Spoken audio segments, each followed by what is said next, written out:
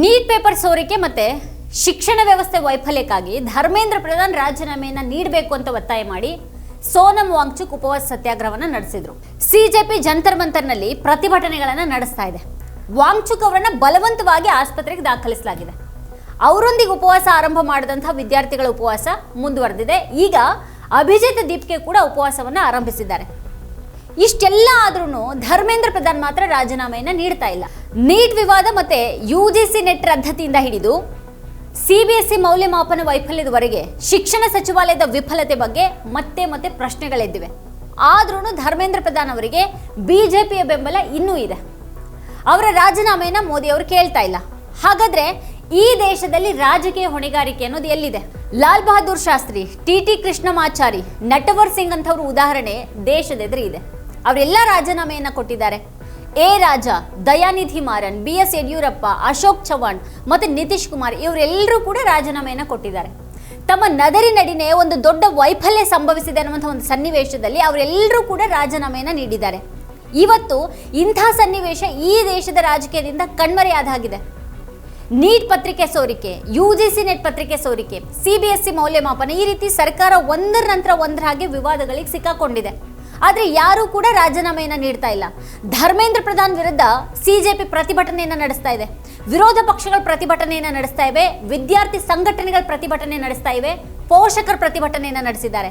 ಆದರೂ ಕೂಡ ಧರ್ಮೇಂದ್ರ ಪ್ರಧಾನ್ ರಾಜೀನಾಮೆಯನ್ನು ನೀಡ್ತಾ ಇಲ್ಲ. 2015ರಲ್ಲಿ ಲಲಿತ್ ಮೋದಿ ವಿವಾದದ ಕುರಿತು ಸುಷ್ಮಾ ಸ್ವರಾಜ್ ಮತ್ತೆ ವಸುಂಧರಾ ರಾಜೆ ರಾಜೀನಾಮೆಗೆ ವಿರೋಧ ಪಕ್ಷಗಳು ಒತ್ತಾಯ ಮಾಡಿದಾಗ ಬಿಜೆಪಿ ತನ್ನ ನಿಲುವನ್ನು ಹೇಳಿಬಿಡ್ತು. ಸಚಿವರ ರಾಜೀನಾಮೆ ಇಲ್ಲ ಅಂತ ರಾಜನಾಥ್ ಸಿಂಗ್ ಅವರು ಪ್ರತಿಕ್ರಿಯೆಯನ್ನ ನೀಡಿದ್ರು. ಹಾಗಾದ್ರೆ ಬಿಜೆಪಿ ತನ್ನ ಹೊಣೆಗಾರಿಕೆಯನ್ನು ಒಪ್ಕೊಳ್ಳೋದಕ್ಕೆ ಬಯಸೋದಿಲ್ವಾ? ಇಷ್ಟು ದೊಡ್ಡ ತಪ್ಪು ನಡೆದಿರುವಾಗ ರಾಜೀನಾಮೆ ಕೇಳದೆ ಇರುವಷ್ಟರ ಮಟ್ಟಿಗೆ ಬಿಜೆಪಿಗೆ ಧರ್ಮೇಂದ್ರ ಪ್ರಧಾನ್ ಮುಖ್ಯನಾ? ವಿಪರ್ಯಾಸ ಏನು ಅಂತ ಅಂದ್ರೆ, ಇದೇ ಬಿಜೆಪಿ ವಿರೋಧ ಪಕ್ಷದಲ್ಲಿ ಕೂತ್ಕೊಂಡಿದ್ದಾಗ ಹೇಗೆ ವರ್ತಿಸ್ತಾ ಇತ್ತು ಅಂತ ಅಂದ್ರೆ, ಯಾವುದೇ ಇತರ ಪಕ್ಷಗಳು ಬಿಜೆಪಿ ಅಷ್ಟು ಆಕ್ರಮಣಕಾರಿಯಾಗಿ ರಾಜೀನಾಮೆಗೆ ಒತ್ತಾಯನೇ ಮಾಡಿಲ್ಲ. ಯುಪಿಎ ವರ್ಷಗಳಲ್ಲಿ 2G ಸ್ಪೆಕ್ಟ್ರಮ್ ಪ್ರಕರಣ, ಕಾಮನ್ವೆಲ್ತ್ ಕ್ರೀಡಾಕೂಟ, ಕಲ್ಲಿದ್ದಲು, ಹೀಗೆ ಹಲವಾರು ವಿವಾದಗಳ ಕುರಿತು ಅದು ಪದೇ ಪದೇ ಸಚಿವರ ರಾಜೀನಾಮೆಗಾಗಿ ಒತ್ತಾಯ ಮಾಡಿತು. ಆದರೆ ಇವತ್ತು ಆ ಮಾನದಂಡ ಬದಲಾಗಿದೆ ಅಂತ ಕಾಣಿಸುತ್ತೆ. ಧರ್ಮೇಂದ್ರ ಪ್ರಧಾನ್ ಹಲವು ವರ್ಷಗಳಿಂದನೂ RSSನೊಂದಿಗೆ ಸಂಬಂಧ ಹೊಂದಿದ್ದಾರೆ. ಮತ್ತೆ ಬಜರಂಗ್ ದಳದ ರಾಷ್ಟ್ರೀಯ ಸಂಚಾಲಕರಾಗಿಯೂ ಕೂಡ ಅವರು ಸೇವೆಯನ್ನು ಸಲ್ಲಿಸ್ತಾ ಇದ್ದಾರೆ. ಅವರನ್ನ ಬಿಜೆಪಿ ಅತ್ಯಂತ ವಿಶ್ವಾಸಾರ್ಹ ಸಂಘಟನಾ ನಾಯಕರಲ್ಲಿ ಒಬ್ಬರು ಅಂತ ಪರಿಗಣಿಸಲಾಗಿದೆ. ಅವರನ್ನ ಪಕ್ಷದ ಪ್ರಮುಖ ನಿಧಿ ಸಂಗ್ರಹಕಾರರಲ್ಲಿ ಒಬ್ಬರು ಅಂತ ಕೂಡ ಹೇಳಲಾಗುತ್ತೆ. ಆದರೆ ಇನ್ನೊಂದು ಕಡೆಗೆ ವಿಶ್ಲೇಷಣೆಗಳ ಪ್ರಕಾರ 2014ರಿಂದ 2024ರ ಅವಧಿಯಲ್ಲಿ 89 ಪ್ರತ್ಯೇಕ ಪೇಪರ್ ಸೋರಿಕೆ ಪ್ರಕರಣಗಳು ನಡೆದಿವೆ. ಅವುಗಳಲ್ಲಿ 21 ಪ್ರಕರಣಗಳು ಕೇಂದ್ರದಲ್ಲಿ ಬಿಜೆಪಿ ಅಧಿಕಾರದಲ್ಲಿರುವಂತಹ ಕೇಂದ್ರ ಸಂಸ್ಥೆಗಳ ನಡಿನೇ ಆಗಿವೆ. 41 ಪ್ರಕರಣಗಳು NDA ಅಧಿಕಾರದಲ್ಲಿದ್ದಂತಹ ರಾಜ್ಯಗಳಲ್ಲಿ ಸಂಭವಿಸಿವೆ. ಇನ್ನು ಉಳಿದ ಸೋರಿಕೆಗಳು ಕಾಂಗ್ರೆಸ್ ಆಡಳಿತದ ರಾಜ್ಯಗಳಲ್ಲಿ TRS ಅಡಿಯಲ್ಲಿ ತೆಲಂಗಾಣ, ಸಮಾಜವಾದಿ ಪಕ್ಷದ ಅಡಿಯಲ್ಲಿ ಉತ್ತರ ಪ್ರದೇಶ ಮೊದಲಾದ ಕಡೆಗೆ ನಡೆದಿವೆ. ಹಾಗಾಗಿ ದೇಶದಲ್ಲಿ ಎಲ್ಲಾ ಸಮಯದಲ್ಲೂ ಕೂಡ ಪೇಪರ್ ಸೋರಿಕೆಗಳಾಗ್ತವೆ ಅಂತ ಧರ್ಮೇಂದ್ರ ಪ್ರಧಾನ್ ಅವರು ಸಮರ್ಥಿಸಿಕೊಳ್ಬಹುದು ಮತ್ತು ಅದರಿಂದ ಅವ್ರು ತಪ್ಪಿಸ್ಕೊಳ್ಬಹುದು. ಆದರೆ ಪ್ರಶ್ನೆ ಸೋರಿಕೆಗಳು ಸಂಭವಿಸುತ್ತವ ಅನ್ನೋದಲ್ಲ. ನಿಜವಾದ ಪ್ರಶ್ನೆ ಇರೋದು ಪದೇ ಪದೇ ಇಂಥ ವೈಫಲ್ಯದ ನಂತರ ಕೂಡ ಸರ್ಕಾರಗಳು ಅದು ಏನು ಮಾಡ್ತವೆ ಅನ್ನೋದು. ಇತ್ತೀಚೆಗಂತೂ ಸತತ ವೈಫಲ್ಯಗಳು ಕಾಣ್ತಾ ಇವೆ. ಯುಜಿಸಿ ನೆಟ್ ರದ್ದತಿ, ಸಿಬಿಎಸ್ಇ ಆನ್ ಸ್ಕ್ರೀನ್ ಮೌಲ್ಯಮಾಪನ ವೈಫಲ್ಯ ಇವೆಲ್ಲವೂ ಕೂಡ ಆಗಿವೆ.